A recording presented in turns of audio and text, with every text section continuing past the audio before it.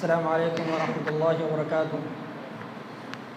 ان الحمد للہ نحمده ونستعینه ونستغفره ونعوذ باللہ من شرور انفسنا ومن سیئات اعمالنا، من يهده الله فلا مضل له ومن يضلل فلا هادي له، واشهد ان لا اله الا الله وحده لا شريك له، وأشهد أن محمدًا عبده ورسوله، أما بعد فإن خير الحديث كتاب الله وخير الهدي هدي محمد صلى الله عليه وسلم، وشر الأمور محدثاتها وكل محدثة بدعة وكل بدعة ضلالة وكل ضلالة في النار۔ فأعوذ بالله السميع العليم من الشيطان الرجيم، بسم الله الرحمن الرحيم۔ قد أفلح من تزكى وذكر اسم ربه فصلى، وقال الله تعالى في موضع آخر قد أفلح من زكاها وقد خاب من دساها۔ اللهم انفعني بما علمتني وعلمني ما ينفعني وزدنا علما يا رب العالمين۔ رب اشرح لي صدري ويسر لي امری واحلل عقدة من لسانی یفقهوا قولی، رب زدنی علما۔ محترم و مکرم علماء کرام، بزرگان دین، نوجوان ساتھیوں اور پیارے بچوں، آج کی اس مبارک مجلس میں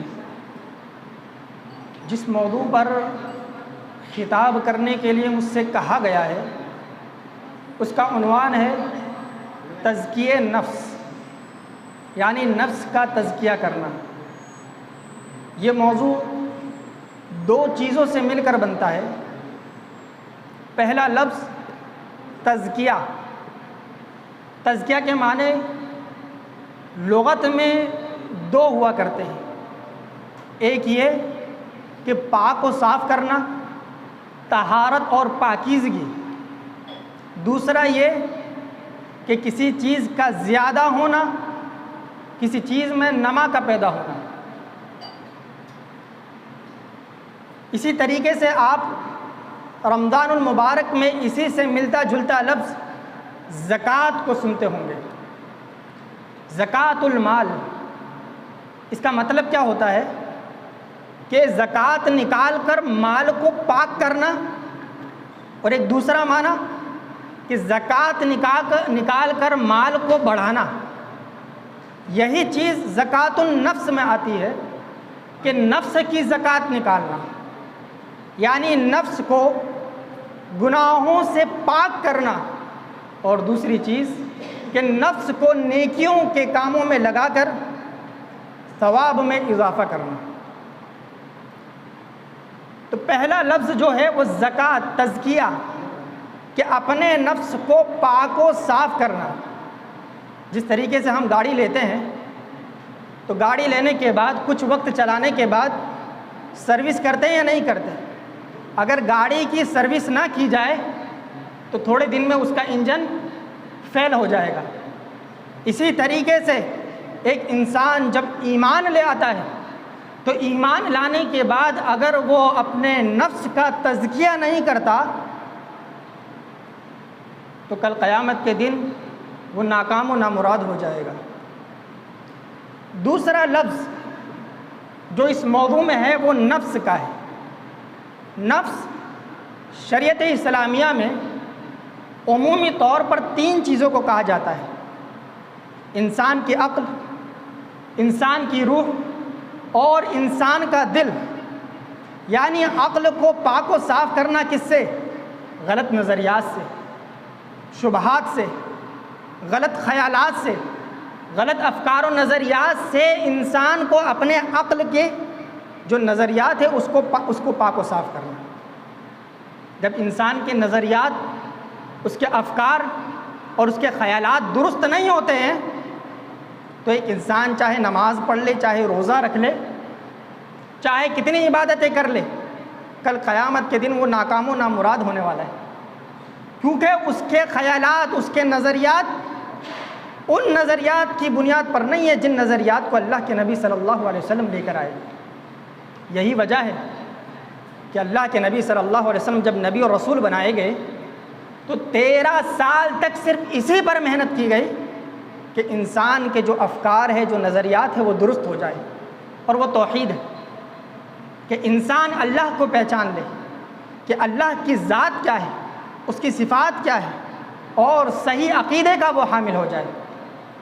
اسی طریقے سے نفس کا دوسرا حصہ روح، جس طریقے سے ایک انسان کا جسم بیمار ہوتا ہے تو وہ کام کرنا بند کر دیتا ہے، پریشانی ہوتی ہے، مشکل ہوتی ہے۔ آپ کو اگر بخار آ جائے، سر میں درد ہو، پیر میں درد ہو، بدن کے کسی حصے میں درد ہو، کام کرنے میں کتنی پریشانی ہوگی۔ اسی طریقے سے روح کا معاملہ ہے، اگر ایک انسان نیکیوں کے کام نہیں کرتا ہے، برائیوں کے کام کرتا ہے، مسجدوں سے دور رہتا ہے، نمازوں کا اہتمام نہیں کرتا، روزوں کا اہتمام نہیں کرتا، صدقات و خیرات والے کام نہیں کرتا، قرآن کی تلاوت نہیں کرتا، اس کی روح بیمار ہو جاتی ہے۔ اور جب اس کی روح بیمار ہو جاتی ہے تو نیکیوں سے اس کی روح دور کرتی چلی جاتی ہے، یہاں تک کہ اس کا ٹھکانہ جہنم ہو جاتا ہے۔ یہی وجہ ہے کہ آپ نے کئی ایسے لوگوں کو دیکھا ہوگا جو مسجدوں کے باہر بیٹھے رہتے ہیں، اذان ہوتی ہے، نماز ختم ہو جاتی ہے اور وہ کسی بھی کام میں مشغول نہیں ہوتے، بس مسجدوں کے باہر بیٹھے ہوتے ہیں، چائے پی رہے ہوتے ہیں، کسی گفتگو میں مشغول ہوتے ہیں، لیکن یہ توفیق نہیں ہوتی کہ وہ مسجدوں میں آ جائیں اور نماز پڑھ لیں۔ کس وجہ سے؟ کہ ان کی روح بیمار ہو چکی ہوتی ہے۔ تو روح کا تزکیہ کرنا ایسے موقع پر زیادہ ضروری ہو جاتا ہے۔ اسی طریقے سے دل کا معاملہ ہے کہ جب دل فساد کا شکار ہو جاتا ہے، اس کے دل میں حسد، انسان کے دل میں حسد پیدا ہو جائے، کینہ پیدا ہو جائے، دنیا کی محبت پیدا ہو جائے، تکبر اس کے دل میں گھر کر جائے، تب اس کا دل سکون اور اطمینان ختم کر دیتا ہے۔ اطمینان اس کی زندگی میں نہیں ہوتا، صبح سے شام تک وہ دنیا کی فکر میں لگا لیتا ہے، اس کے باوجود اس کے ہاتھ میں دنیا نہیں آتی، تتر بتر ہو جاتی۔ ایسے موقع پر کیا چاہیے کہ انسان اپنے دل کی بھی صفائی کرے، عقل کی، روح کی اور دل کی صفائی کا نام کیا ہے؟ تزکیہ۔ اور یہی وہ چیز ہے جس کے تعلق سے اللہ رب العالمین بار بار قرآن کریم میں فرما رہا ہے۔ اللہ رب العالمین نے فرمایا قد افلح من زکاہا وقد خاب من دساہا، کہ وہ شخص کامیاب ہو گیا، دنیا میں کامیاب ہو گیا اور آخرت میں بھی کامیاب ہونے والا ہے جس نے اپنے نفس کا تزکیہ کر لیا۔ وقد خاب من دساہا، اور جس نے اپنے نفس کو مٹی میں ملا دیا وہ ناکام و نامراد ہو۔ مٹی میں ملا دینے کا مطلب کیا ہے؟ کہ ایک انسان پوری زندگی تزکیے نفس کے بغیر گزارتا رہا، یہاں تک کہ قبر میں جا کر دفن ہو گیا، وہ انسان ناکام و نامراد ہونے والا ہے۔ گرچہ وہ کلمہ پڑھنے والا ہو، اس کا نام عبداللہ عبد الرحمن ہو، اس کے رشتہ دار مسلمان ہو، مسلمانوں میں شادی کرنا، بیاہ کرنا، کاروبار کرنا، اٹھنا بیٹھنا ہو، لیکن اگر وہ اپنے نفس کا تزکیہ نہیں کرتا، کل قیامت کے دن وہ ناکام و نامراد ہونے والا ہے۔ سامعین کرام، اب تزکیہ کیسے کیا جائے؟ کن چیزوں کو اختیار کیا جائے جس سے ایک انسان اپنے نفس کا تزکیہ کر لے؟ بہت مشکل کام ہوتا ہے ایک انسان کے لیے کہ جب وہ گناہوں میں لت پت ہوتا ہے، دینداری سے دور ہوتا ہے، اچھی صحبتیں نہیں ہوتی ہے، بار بار شکایتیں کرتا ہے کہ فجر میں اٹھنے کی کوشش کرتا ہوں لیکن آنکھ نہیں کھلتی، بہت کوشش کرتا ہوں آنکھ نہیں کھلتی، کاروبار میں اتنا الجھا ہوا ہوں کہ نماز کے لیے نکل ہی نہیں پاتا ہوں، جیسے ہی نماز کے لیے نکلتا ہوں کوئی نہ کوئی گراہک آ کر کھڑا ہو جاتا ہے۔ دنیا میں، گھر کے معاملات میں، گھر کے جھگڑوں میں اتنا الجھا ہوا ایک انسان کہ وہ نیکی کی طرف بڑھ ہی نہیں پا رہا، اپنے نفس کا تزکیہ ہی نہیں کر پا رہا، پریشان ہے۔ تو کن اسباب کو اختیار کرے؟ کن چیزوں کا اختیار کرے جس کی وجہ سے وہ اپنے نفس کا تزکیہ کر لے جائے؟ ویسے تو بہت ساری چیزیں اللہ رب العالمین نے قرآن میں اور نبی کریم صلی اللہ علیہ وسلم نے حدیث میں بیان کی ہے، لیکن چند چیزوں کا تذکرہ میں آپ کے سامنے کروں گا جو سمندر کی حیثیت رکھتی ہے اور اس سے ساری ندیاں آ کر جڑتی ہیں۔ سب سے پہلی چیز کہ آپ اللہ رب العالمین سے دعائیں کریں، کیونکہ فرمایا جاتا ہے، سلف کا قول ہے کہ الدعاء مفتاح کل خیر، کہ دعا جو ہے وہ ہر خیر کی چابی ہے، کیونکہ اللہ رب العالمین کے ہاتھ میں یہدی من یشاء یضل من یشاء ویزکی من یشاء، اللہ کے ہاتھ میں جسے چاہے ہدایت دے، جسے چاہے گمراہ کر دے اور جسے چاہے اس کے نفس کا تزکیہ کر دے۔ یہ ساری چیز اللہ رب العالمین کے ہاتھ میں ہے، اور اللہ رب العالمین نے خود قرآن کریم میں ارشاد فرمایا بل اللہ یزکی من یشاء، کہ اللہ رب العالمین جس کا تزکیہ کرنا چاہتا ہے اسی کا تزکیہ کرتا ہے، جس کے دل کو، جس کی روح کو، جس کے نفس کو صاف کرنا چاہتا ہے اسی کا تزکیہ ہو پاتا ہے۔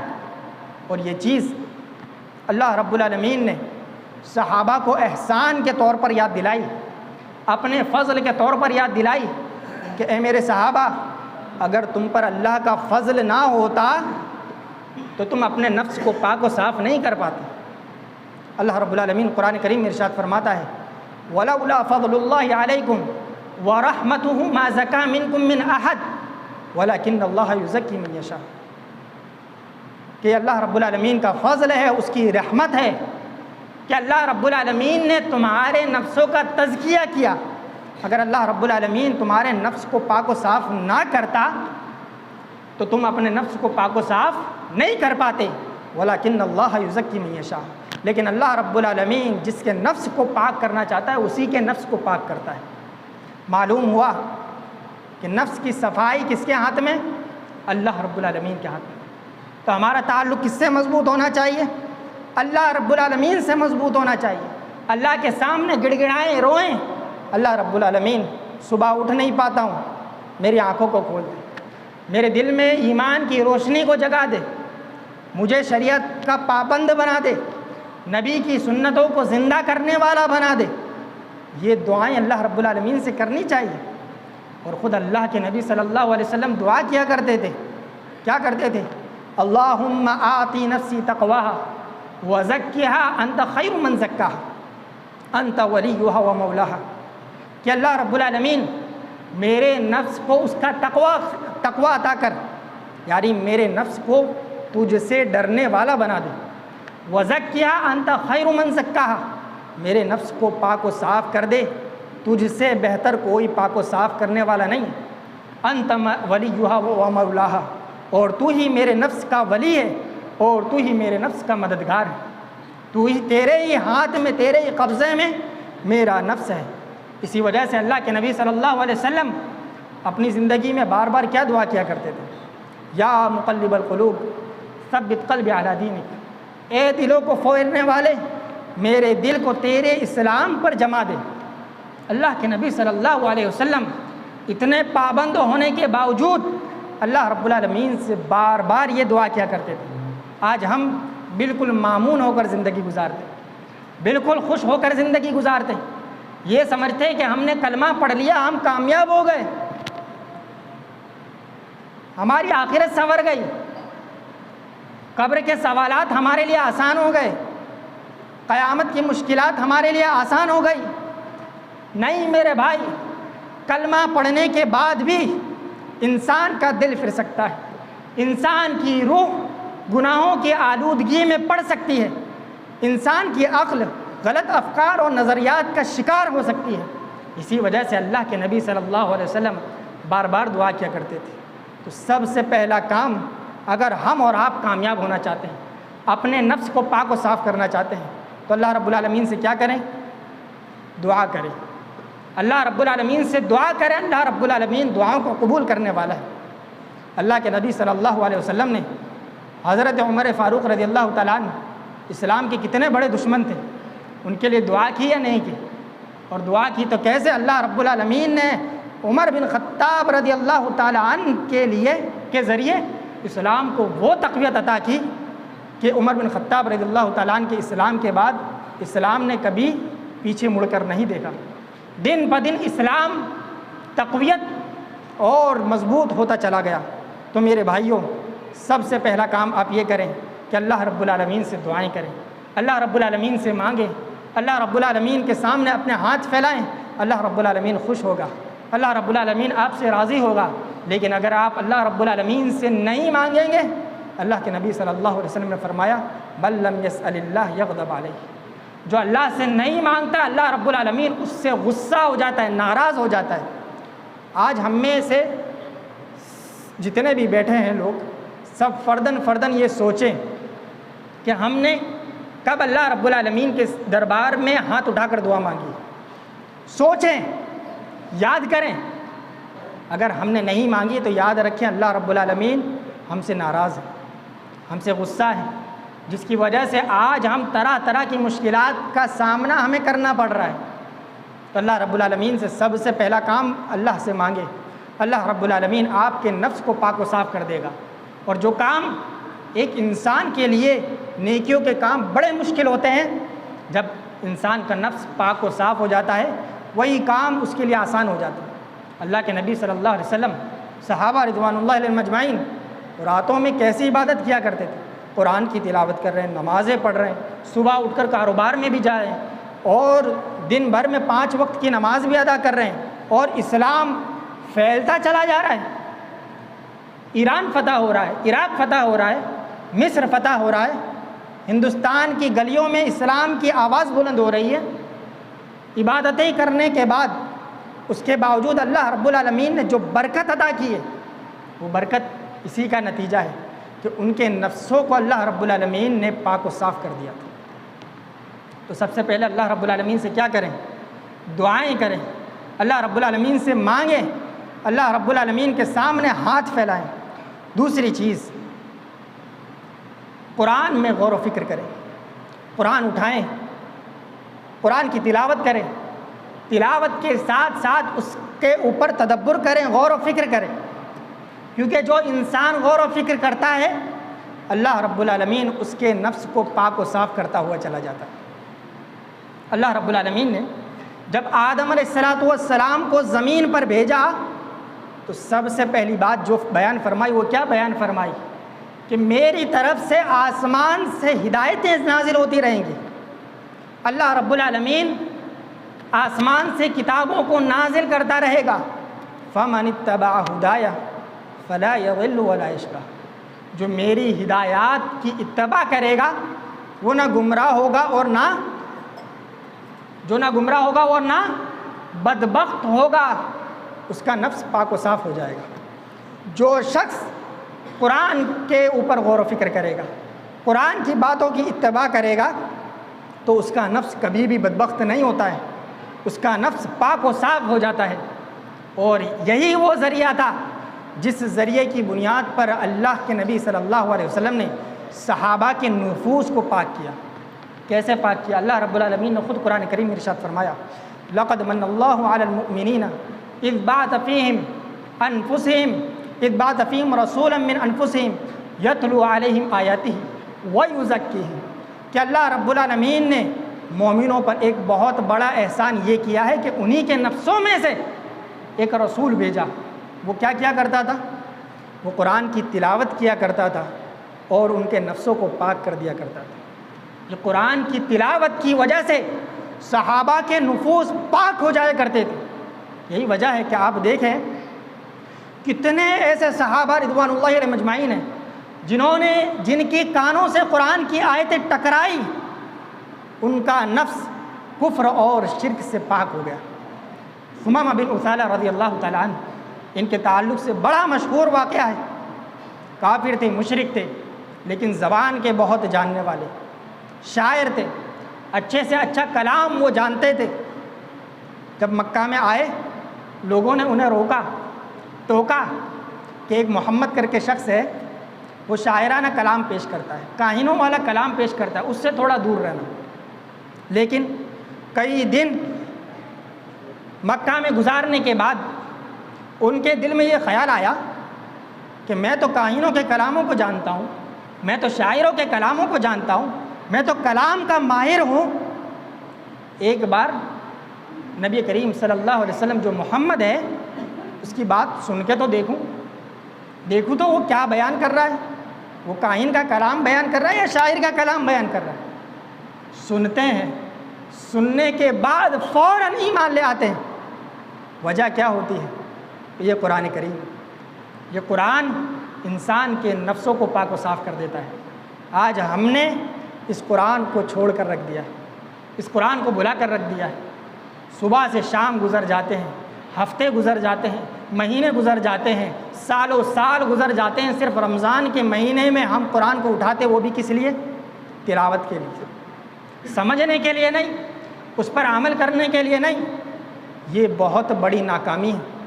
ایک انسان اگر قرآن کو چھوڑ دیتا ہے، کل قیامت کے دن اللہ کے رسول صلی اللہ علیہ وسلم ہماری اللہ رب العالمین کے سامنے شکایت کریں گے، یا قومی اتخذوا قرآن مہجورا، کہ اللہ رب العالمین یہ میری قوم ہے جس نے قرآن کو چھوڑ دیا تھا، قرآن پر عمل کرنا چھوڑ دیا، اس کو سمجھنا چھوڑ دیا۔ تو سامعین کرام، قرآن پر غور و فکر کریں، قرآن پر تدبر کریں۔ اللہ رب العالمین فرماتا ہے ان ھذا القرآن یہدی للتی ہی اقوم، کہ اس قرآن کے ذریعے اللہ رب العالمین قوموں کو ہدایت دیتا ہے۔ اور اللہ رب العالمین کیسے ہدایت دے رہا ہے؟ پچھلے 5 سال کا سروے اب بیان کیا جاتا ہے کہ دنیا میں سب سے زیادہ جس مذہب پر لوگ آئے وہ اسلام ہے، اور اس کی وجہ کیا بتلائی جاتی ہے؟ اور کتنے لوگ آئے؟ 13 لاکھ لوگ مسلمان ہوئے۔ پچھلے 5 سالوں میں 13 لاکھ لوگ مسلمان ہوئے، اور سب سے بڑی جو وجہ بتائی جاتی ہے وہ کیا ہے؟ قرآن کریم، کہ لوگوں نے قرآن کو پڑھا، سمجھا، دیکھا، محسوس ہوا کہ یہ تو انسان کا کلام نہیں، یہ تو ہم سے بات کر رہا ہے، ہماری زندگی کے بارے میں بتا رہا ہے، ہماری مشکلات کا حل بتا رہا ہے، یہ انسان کا کلام نہیں ہو سکتا۔ 1400 سال پہلے وہ بات بتلا رہا ہے جو آج ہو رہی ہے، جو آج نمایاں ہو رہی ہے۔ انسان ایمان لے آئے۔ 13 لاکھ لوگ آن ریکارڈ، اور آف ریکارڈ تو کتنے ہیں اس کی تعداد شمار نہیں کی جا سکتی۔ 13 لاکھ لوگ اس قرآن کے ذریعے پچھلے 5 سالوں میں مسلمان ہوئے۔ آپ قرآن کو چھوڑیں گے، اللہ رب العالمین آپ کو دوبارہ اس جگہ لوٹا دے گا جس سے آپ نکل کر آئے، کفر پر لوٹا دے گا، شرک پر لوٹا دے گا، اور اللہ رب العالمین ایسی قوم کو لے کر آئے گا جو اس قرآن کی اتباع کرنے والی ہوگی، جو اس قرآن پر عمل کرنے والی ہوگی، جو اس قرآن کی تلاوت کرنے والی ہوگی، جو اس قرآن کو سمجھنے والی ہوگی۔ علامہ ابن القیم رحمۃ اللہ علیہ وہ بیان کرتے ہیں کہ اگر مجھے پوری زندگی یہ وقت ملے کہ میں قرآن کریم پر تدبر کروں، غور و فکر کروں، تو میں یہ کام کروں گا۔ یعنی اتنا شوق قرآن پڑھنے کا، اس پر غور و فکر کرنے کا، کہ پوری زندگی اگر مجھے یہ مرحلہ مل جائے کہ میں قرآن پر تدبر کروں تو تدبر ہی کرتا رہوں۔ لیکن اللہ نے بیوی کی ذمہ داری بھی دی، رشتہ داروں کی ذمہ داری دی، اولاد کی ذمہ داری دی، یہ ساری ذمہ داریوں میں وہ الجھے رہتے تھے۔ ورنہ اگر اللہ رب العالمین نے صرف انہیں یہ موقع دیا ہوتا کہ پوری زندگی تم قرآن پر تدبر کرو، تو وہ پوری زندگی قرآن پر تدبر کرتے۔ آج ہم نے قرآن کریم کو چھوڑ دیا۔ تو اگر ہم اپنے نفس کو پاک کرنا چاہتے ہیں، ہم اپنے نفس کو صاف کرنا چاہتے ہیں، سب سے پہلی چیز کیا؟ اللہ رب العالمین سے دعا کریں۔ دوسری چیز قرآن کریم کی تلاوت کریں، روزانہ صبح اٹھ کر کم از کم 2 آیات 3 آیت کی تلاوت کریں، اس کو سمجھیں اور اس کے بعد عمل کریں۔ اور تیسری چیز کہ اللہ کے نبی صلی اللہ علیہ وسلم کی ذات کو، آپ کی زندگی کو اپنی زندگی میں اسوہ اور نمونہ بنائیں۔ آپ کی زندگی کو دیکھ کر اپنی زندگی بنانے کی کوشش کریں۔ آپ کی زندگی کے علاوہ اگر کسی اور کی زندگی آپ دیکھیں گے، آپ کا نفس خبیث ہو جائے گا، اور یہ خبیث نفس آپ کو جہنم میں لے کر جائے گا۔ یہ 3 چیزوں کا آپ اپنی زندگی میں خیال رکھیں، یقین مانیں، آپ کی دنیا بھی کامیاب ہو جائے گی، آخرت بھی کامیاب ہو جائے گی، آپ کی روح بھی پاک ہو جائے گی، آپ کا دل بھی صاف ہو جائے گا، اطمینان اور سکون آپ کی زندگی میں نظر آئے گا۔ سب سے پہلی چیز دعا کریں، دوسری چیز روزانہ کم از کم 2 آیات یا 3 آیات کی قرآن کی تلاوت کریں اور اس پر تدبر اور غور و فکر کریں۔ اور تیسری چیز، زندگی کے ہر مرحلے میں نبی کریم صلی اللہ علیہ وسلم کو اسوہ اور نمونہ بنائیں۔ جب ایک انسان ان چیزوں کا خیال رکھتا ہے تو کیا معاملہ ہوتا ہے؟ انسان کے نفس کے اندر بہت ساری مذموم صفات پیدا ہوتی ہیں۔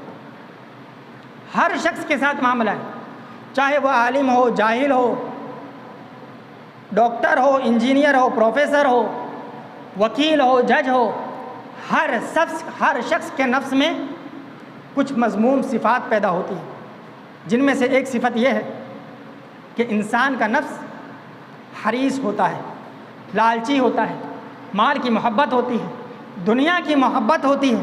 ہر نفس کا معاملہ یہ ہوتا ہے۔ علماء کے دلوں میں بھی دنیا کی محبت کہیں نہ کہیں آتی ہے۔ ایسے موقع پر جب ایک انسان اللہ سے دعائیں کرتا ہے، قرآن پر غور و فکر کرتا ہے، تو اسے معلوم ہوتا ہے کہ اللہ رب العالمین نے دنیا تو فرعون کو بھی عطا کی تھی، دنیا تو حامان کو بھی عطا کی تھی، دنیا تو قارون کو بھی عطا کی تھی، لیکن اس کی دنیا چھین لی گئی۔ اور اللہ رب العالمین فرماتا وَالْآخِرَةُ خَيْرٌ وَأَبْقَىٰ، کہ آخرت انسان کے لیے بہتر اور باقی رہنے والی۔ تو انسان اپنے نفس کو پھر پاک و صاف کرنا شروع کر دیتا ہے۔ نہیں، اللہ رب العالمین نے فرعون کا تذکرہ کیا ہے، حامان کا تذکرہ کیا ہے، ہم ان میں سے نہیں ہوں گے۔ ہم دنیا کے لالچی نہیں بنیں گے، ہم دنیا پرست نہیں بنیں گے، ہم دنیا سے محبت کرنے والے نہیں بنیں گے، بلکہ ہم نبی کریم صلی اللہ علیہ وسلم کی سنتوں کو زندہ کرنے والے بنیں گے۔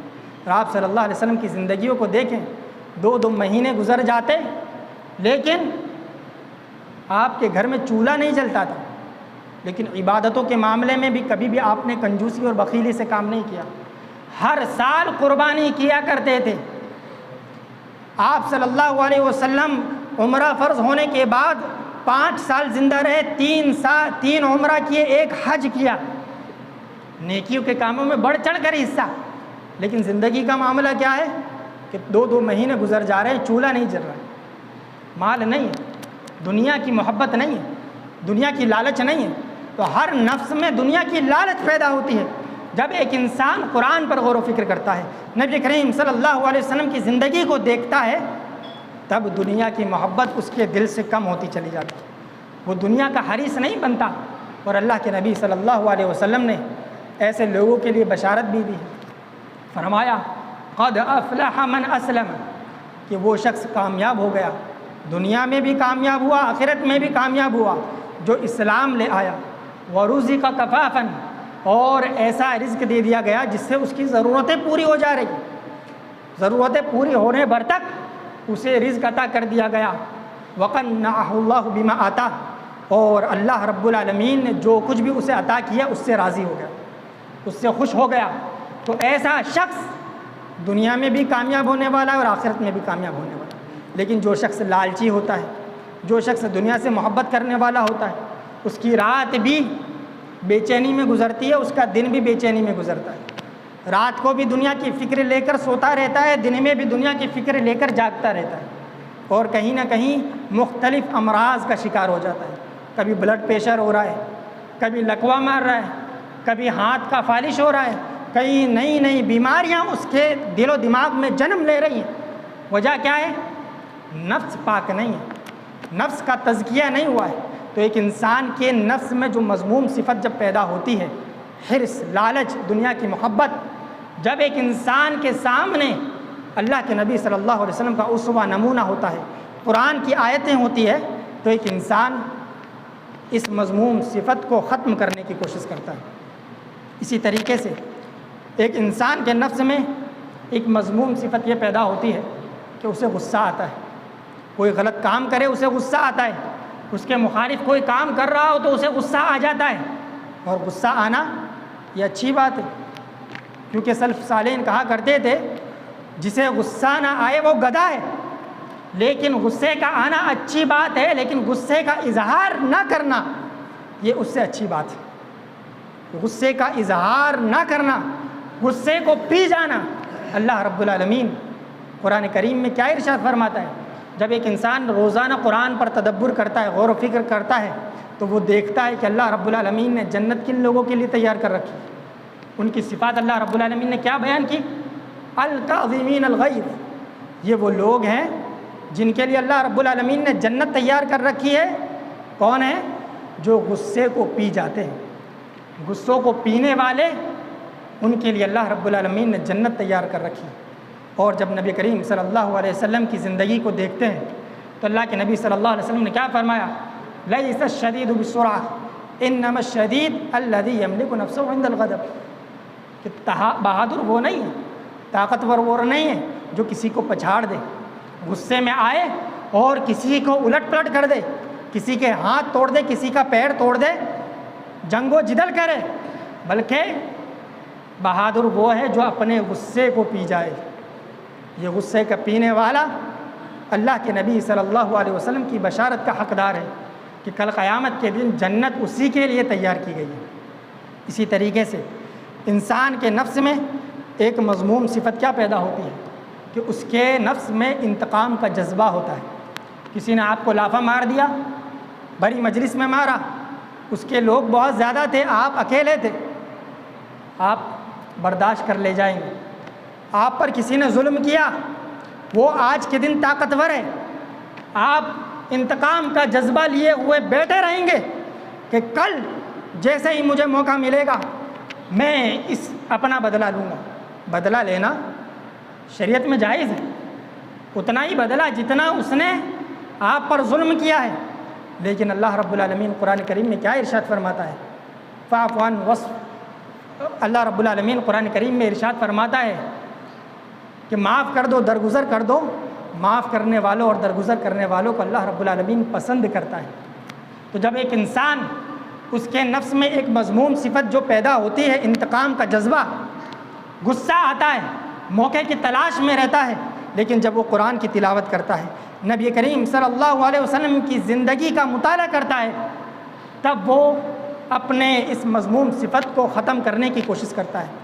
اللہ کے نبی صلی اللہ علیہ وسلم جب مکہ فتح ہوا، آپ کے سامنے وہ لوگ تھے جنہوں نے آپ پر پتھر برسائے، آپ کے سامنے وہ لوگ تھے جنہوں نے آپ پر تھوکا، آپ کے سامنے وہ لوگ تھے جنہوں نے آپ کا بائیکاٹ کیا، آپ کے سامنے وہ لوگ تھے جنہوں نے آپ کے اوپر جانوروں کی ہوجڑی ڈالی، آپ کے سامنے وہ لوگ تھے جن کی ظلم و زیادتی کی وجہ سے آپ کو مکہ سے ہجرت کر کر مدینہ جانا پڑا.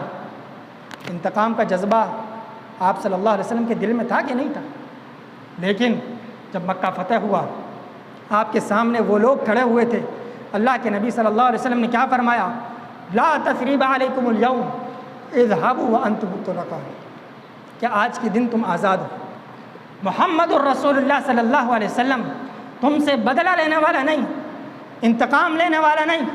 آج محمد الرسول اللہ صلی اللہ علیہ وسلم نے جاؤ تمہیں معاف کر دیا، تمہارے گناہوں کو معاف کر دیا، تمہاری ظلم و زیادتی کو معاف کر دیا، درگزر کر دیا. جب ایک انسان قرآن کی تلاوت کرتا ہے، نبی کریم صلی اللہ علیہ وسلم کی زندگی کا مطالعہ کرتا ہے اور ان واقعات کو سنتا ہے، تو آٹومیٹک اس کے نفس کا تزکیہ ہوتا چلا جاتا ہے. اس کے نفس میں جو مذموم یہ صفت آتی ہے، انتقام کا جذبہ، یہ انتقام کے جذبے کے موقع پر وہ اپنے اس صفت کو دبانے کی کوشش کرتا ہے اور لوگوں کو معاف کرنا پسند کرتا ہے کہ لوگوں کو معاف کرتا چلا جاتا ہے. اور جو لوگوں کو معاف کرتا ہے، اللہ کے نبی صلی اللہ علیہ وسلم نے کیا فرمایا؟ من تواضع للہ رفعہ اللہ. جو لوگوں کے سامنے جھک جاتا ہے، تواضع اختیار کرتا ہے، اللہ رب العالمین اس کے مقام و مرتبے کو بلند کر دیتا ہے. اسی طریقے سے انسان کے دل میں ایک مذموم صفت یہ پیدا ہوتی ہے کہ انسان بڑا بننا چاہتا ہے. ہر شخص یہ چاہتا ہے کہ معاشرے میں اس کی ویلیو، وہ نکلے تو لوگ اسے بڑا جانیں، جب اس کا نام لیا جائے تو لوگ اس کے نام سے اس کی صفتیں بیان کرنا شروع کر دیں، لوگوں میں وہ بڑا ہو، لوگ اسے بڑا کہیں. کسی مجلس میں آئے تو لوگ اس کا راستہ چھوڑ دیں، لوگ اسے چڑھ کر سلام کریں، لوگ اس کے لیے کرسیاں بچھائیں، قالینیں بچھائیں، اس کی واہوائی ہو، اسے مجلسوں میں بلایا جائے. انسان کیا چاہتا ہے؟ انسان کا نفس یہ چاہتا ہے کہ وہ بڑا ہو، لوگوں میں بڑا ہو. جب انسان کے پاس کوئی نہ کوئی نعمت اللہ کی آتی ہے تو یہ صفت بڑھ چڑھ کر ابھرتی نظر آتی ہے۔ مال آتا ہے تب بھی، علم آتا ہے تب بھی، اللہ رب العالمین کوئی مقام و مرتبہ، کوئی ذمہ داری عطا کرتا ہے تب بھی یہ صفت بڑھ چڑھ کر پیدا ہوتی ہے کہ انسان لوگوں کے درمیان بڑا بننا چاہتا ہے۔ اس کا نفس اسے کہتا ہے کہ تو بڑا ہے، اللہ نے تجھے مال دیا ہے، تجھے دولت دی ہے، تجھے علم عطا کیا ہے، تو بڑا ہے۔ لیکن اللہ کے نبی صلی اللہ علیہ وسلم کی جب انسان سیرت پڑھتا ہے تو اللہ کے نبی صلی اللہ علیہ وسلم کا کیا معاملہ تھا کہ ایک چھوٹا بچہ بھی آپ صلی اللہ علیہ وسلم کی انگلی پکڑتا تھا تو آپ صلی اللہ علیہ وسلم اس کی انگلی چھوڑتے نہیں تھے۔ اور اللہ کے نبی صلی اللہ علیہ وسلم آپ دیکھیں اللہ رب العالمین سے کیا دعا کرتے تھے، اللہم اجعلنی فی عینی صغیرہ وفی اعین الناس کبیرہ، کہ اللہ رب العالمین مجھے اپنی نظروں میں چھوٹا بنا دے اور لوگوں کی نظروں میں مجھے بڑا بنا دے۔ مجھے اپنی نظروں میں بڑا نہیں بنا۔ جس دن ایک انسان اپنی نظروں میں بڑا بننا شروع ہو جاتا ہے اس کی تنزلی کا دور وہیں سے شروع ہو جاتا ہے، اس کی ہلاکت کا دور وہیں سے شروع ہو جاتا ہے۔ اس کا نفس غلاظت اور پاکیزگی میں وہیں سے پڑھنا شروع ہو جاتا ہے۔ اور جب ایک انسان اپنے نفس کو بڑا ہونے کے بعد چھوٹا سمجھتا ہے، اللہ رب العالمین لوگوں کے درمیان اسے بڑا بنا دیتا ہے۔ اسی طریقے سے یہ جو مذموم صفت ایک انسان کے اندر پیدا ہوتی ہے بڑا بننے کی، تو انسان کو جب قرآن کی تلاوت کیا ہوا ہوتا ہے، اللہ کے نبی صلی اللہ علیہ وسلم کی سیرت پڑھا ہوا ہوتا ہے، تو وہ اس صفت کو دبانے کی کوشش کرتا ہے کہ نہیں، مجھے بڑا نہیں بننا ہے، کیونکہ کل قیامت کے دن جس کے دل میں ذرہ برابر بھی کبر ہوگا، بڑپن ہوگا، وہ جنت میں داخل نہیں ہوگا۔ لا يدخل الجنة من كان في قلبه مثقال ذرة من کبر، کہ ذرہ برابر بھی ایک انسان کے دل میں کبر ہوگا، بڑپن ہوگا، تکبر ہوگا، وہ انسان جنت میں داخل نہیں ہو سکتا۔ تو انسان جب قرآن پر تدبر کرتا ہے، نبی کریم صلی اللہ علیہ وسلم کی سیرت کا بار بار مطالعہ کرتا ہے، تب وہ انسان اپنے نفس کا تزکیہ کرتا ہوا چلا جاتا ہے۔ اسی طریقے سے ایک انسان کے نفس کے اندر مذموم صفت یہ ہوتی ہے کہ وہ مشہور ہونا چاہتا ہے، وہ مشہور ہونا چاہتا ہے۔ اللہ نے مال دیا ہے، دولت دی ہے، یا مال نہیں دیا، دولت نہیں دی ہے، پھر بھی آپ دیکھو گے کہ موبائل ہے، طرح طرح کی ویڈیو بنا رہا ہے، طرح طرح کے اسٹیٹس لگا رہا ہے، طرح طرح کے باتیں بیان کر رہا ہے، نہ اسے صحیح کی تمیز ہے، نہ اسے غلط کی تمیز ہے۔ اور بعض لوگ تو یہ کہتے ہیں کیا بدنام نہیں ہوں گے تو نام نہیں ہوگا، یعنی بدنامی لے کر بھی وہ اپنا نام کرنا چاہتے ہیں، مشہور ہونا چاہتے ہیں۔ بہت سارے ایسے لوگ ہیں، چاہے عوام ہو، چاہے علماء ہو، چاہے ڈاکٹر ہو، انجینئر ہو، ہر شخص کے اندر یہ صفت پیدا ہوتی ہے۔ اس کا نفس اسے کہتا ہے کہ مشہور ہو جا، لوگوں کے درمیان معروف ہو جا، لوگ تجھے پہچانیں، لوگ تجھے جانیں، تیرے نام سے لوگوں کے درمیان ایک ایجنڈا پیدا ہو، لوگ تجھے دور دور سے علاقوں سے جانیں۔ ایسا کام کر انسان وہ کام کرنے کی کوشش کرنا شروع کر دیتا ہے کہ میں کیسے نہ کیسے مشہور ہو جاؤں۔ اور سوشل میڈیا کا دور کہ آج ہر شخص شہرت طلبی کا شکار ہو چکا ہے، ہر شخص مشہور ہونا چاہتا ہے۔ کوئی صدقہ تو خیرات کرتا ہے تو غریبوں میں دیتے ہوئے فوٹو لگاتا ہے، کوئی زکوٰۃ کا مال کسی کو دیتا ہے تو فوٹو لگاتا ہے، کوئی کار خیر کرتا ہے تو فوٹو لگاتا ہے، کوئی گھر میں بیٹھ کر اس طرح مشہور ہونا چاہتا ہے کہ گھروں میں بیٹھے بیٹھے بیان کیے جا رہا ہے لوگوں کے درمیان مشہور ہونے کے لیے۔ یہ چیز ظاہر ہو جاتی۔ اللہ رب العالمین انسان کے اس عمل کو کہیں نہ کہیں ظاہر کر دیتا ہے، لیکن اللہ کے نبی صلی اللہ علیہ وسلم کی جب ایک انسان سیرت پڑھتا ہے تو معلوم ہوتا ہے کہ اللہ کے نبی صلی اللہ علیہ وسلم شہرت طلبی اس کو پسند نہیں کیا کرتے تھے کہ ایک انسان کی نیکیاں مشہور ہو۔ اللہ کے نبی صلی اللہ علیہ وسلم نے کیا فرمایا؟ کل قیامت کے دن اللہ رب العالمین کے عرش کا سایہ کن لوگوں کو نصیب ہوگا؟ 7 قسم کے لوگ، جن میں سے ایک کون؟ ایسے لوگ جو صدقہ کریں تو دائیں ہاتھ سے کریں تو بائیں ہاتھ کو بھی معلوم نہ ہو، دائیں ہاتھ سے کرے بائیں ہاتھ کو معلوم نہ ہو، چھپ کر لوگوں میں مشہور ہونے کے لیے نہیں، شہرت حاصل کرنے کے لیے نہیں، چھپ کر ایک انسان جب صدقہ کرتا ہے ایسا انسان اللہ رب العالمین کو محبوب ہوتا ہے۔ اللہ کے نبی صلی اللہ علیہ وسلم نے ارشاد فرمایا ان اللہ یحب العبد التقی الغنی الخفی، کہ اللہ رب العالمین ایسے بندے سے محبت کرتا ہے جو بندہ پرہیزگار ہوتا ہے، اللہ سے ڈرنے والا ہوتا ہے، جو بندہ الغنی لوگوں سے بے نیاز ہوتا ہے، لوگوں سے اسے کچھ چاہیے نہیں ہوتا ہے، الخفی اور جو انسان چھپ کر نیکیاں کرتا ہے، چھپ کر عبادتیں کرتا ہے، چھپ کر نیک کام کرتا ہے، چھپ کر اچھے کام کرنے کی کوشش کرتا ہے، الخفی، ایسے انسان کو اللہ رب العالمین پسند کرتا ہے۔ تو جب ایک انسان کے اندر یہ صفت پیدا ہوتی ہے تو اللہ کے نبی صلی اللہ علیہ وسلم کی جب سیرت دیکھتا ہے تب وہ اپنی اس مذموم صفت کو تباہ کرنے کی، دبانے کی کوشش کرتا ہے۔ تو سامعین کرام، آج کے اس موضوع کا خلاصہ یہ ہے کہ ہمیں اپنے نفسوں کو پاک کرنا ہے، مامون ہو کر زندگی نہیں گزارنا ہے کہ ہم نے کلمہ پڑھ لیا اور ہم مامون ہو گئے۔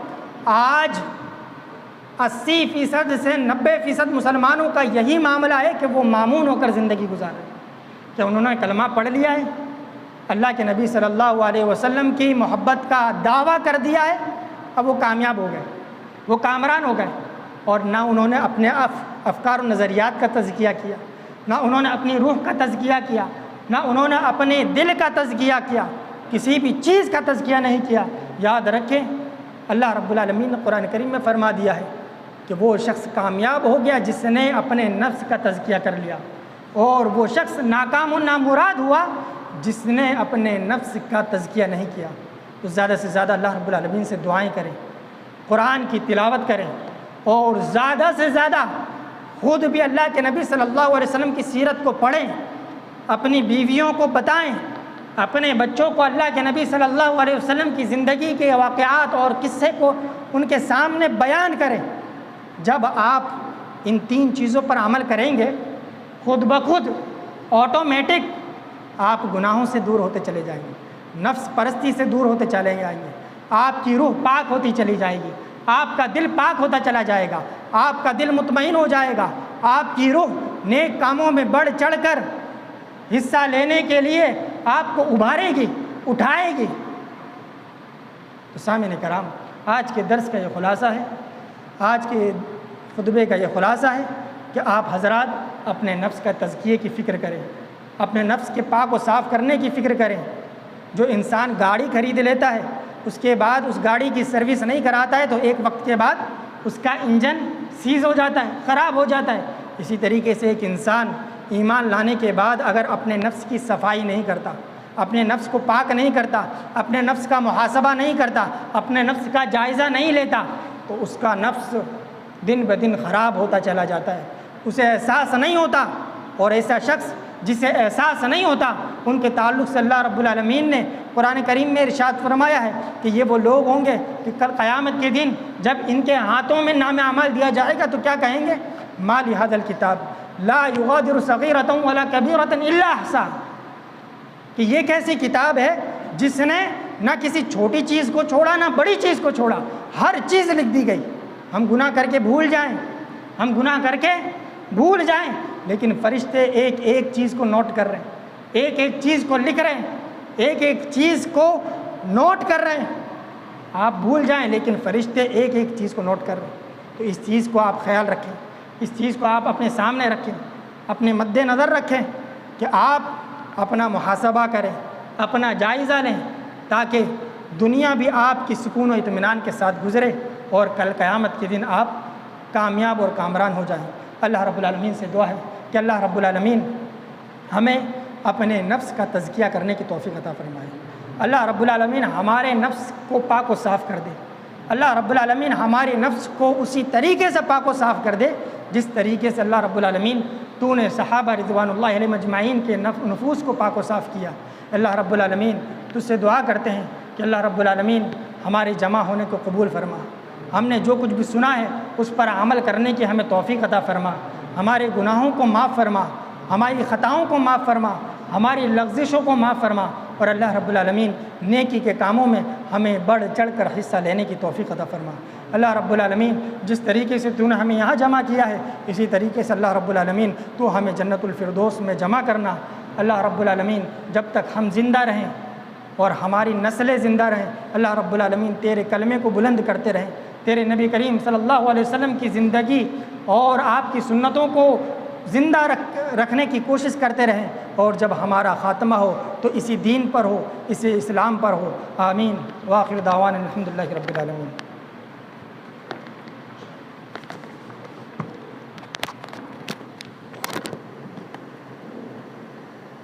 شکراً، جزاک اللہ۔